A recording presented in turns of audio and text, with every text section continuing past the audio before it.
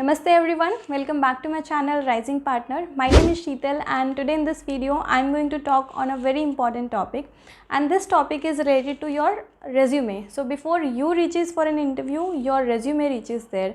Before you go for an interview, your resume go for an interview. So whether it's a telephonic interview or it's a face-to-face interview, before interviewing you, the interviewer wants to go through your profile, go through your resume. So your resume should contain all the details of yours, whether it's your skills, whether it's a qualification, whether it's experience.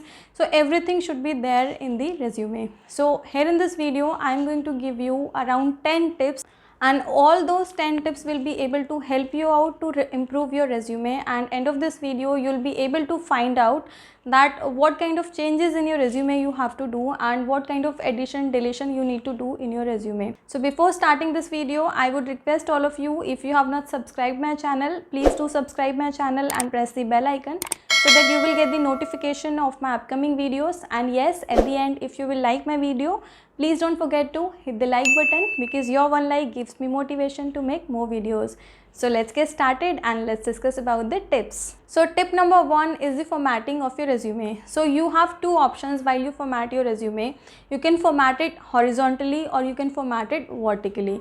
So while you're formatting it vertically, so you should take care that it should not be split into more than 2 parts. You can split the resume into 2 parts. I will show you the example of horizontal and vertical, both the resumes. So you can see on the screen that what kind of formatting has been done for the vertical resume and for the horizontal resume. So that kind of formatting you can do while you're formatting your resume. So please make sure while you're formatting your resume, it should be completely professional, and the words while you're using in the resume, so formatting should be like this, that the words should not be juggling with each other. So it should be clear, the wording should be very clear in the resume.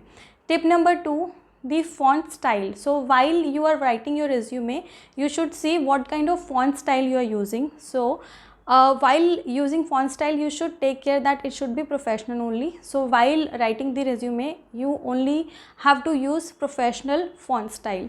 Tip number 3 is the font color. So while writing your resume, you should take care of the color also. So you can use black color, you can use blue color, you can use purple color, and you can use somehow red color also for the formatting, but you should not use yellow color, orange color, these kind of colors while you are writing your resume, because your resume should have a professional look. So if you will write it with orange color, if you write your resume with orange color, so it will definitely not give a professional look, and the interviewer can directly reject your profile.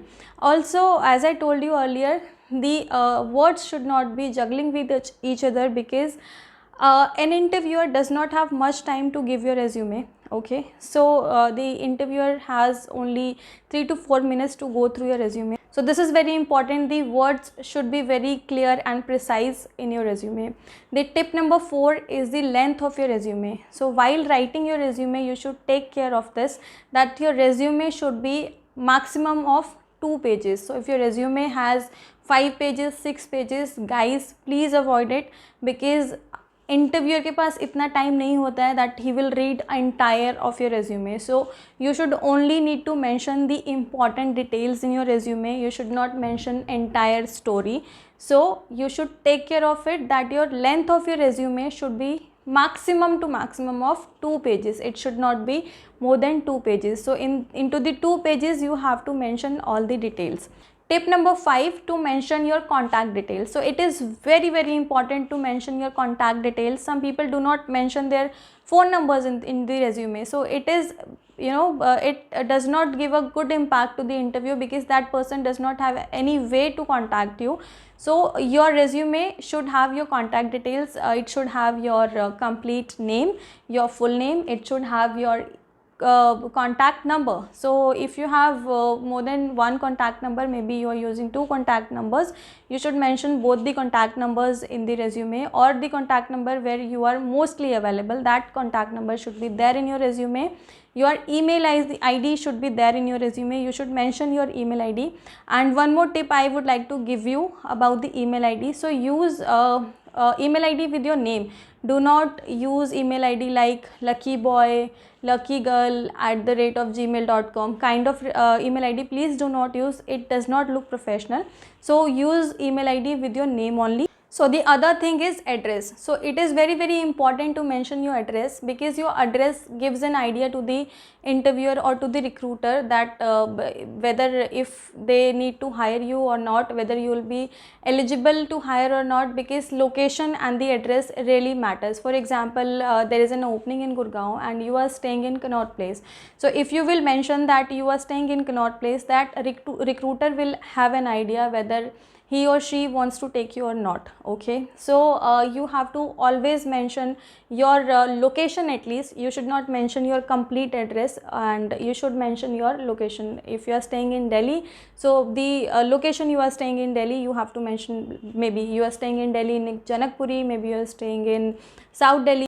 So the other thing is mention your preferred location. Okay, in some cases, for example, you are staying in Delhi and the job location is Bangalore and you have applied, but recruiter does not have any idea whether you can be able to come to the Bangalore for the interview and for the joining or not. So if you will mention the preferred location Bangalore, that recruiter will have an idea that you will be able to come to the Bangalore also.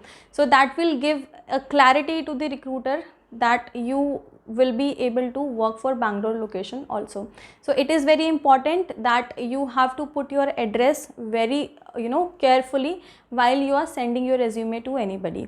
So it is very important to mention your address, not complete address, but the location or the preferred location you want to apply for. A very important part of your resume, you should always mention your summary in your resume. So it will give an idea to the recruiter in the starting of your resume that what kind of skills, what kind of experience you have right now. Okay, so I'll just give you some examples, some tutorial.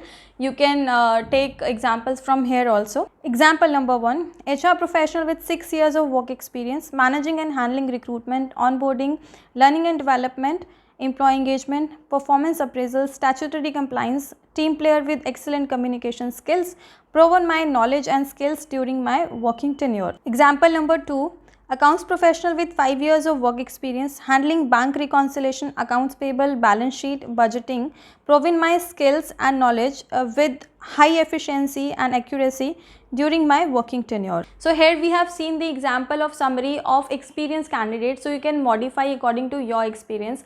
But if you are a fresher, what you should do? I will give you an example of fresh candidate also. So if you are a fresher, you should write your summary like this. For example, MBA in Finance and Accounts, highly professional, handled audits, projects and balance sheet during my 6 months of internship, proven my professionalism, skills and knowledge during the project, seeking for an entry level position to start up my career. So that's how you can mention your summary in your resume, and summary is a very important part in your resume. So do not forget to mention your summary in your resume. Tip number 6 is to mention about your experience. So it is very important to mention about your experience in your resume. So सबसे पहले आपका जो current experience है that you have to mention up, and जो उसके बाद के experiences है that you have to put it accordingly.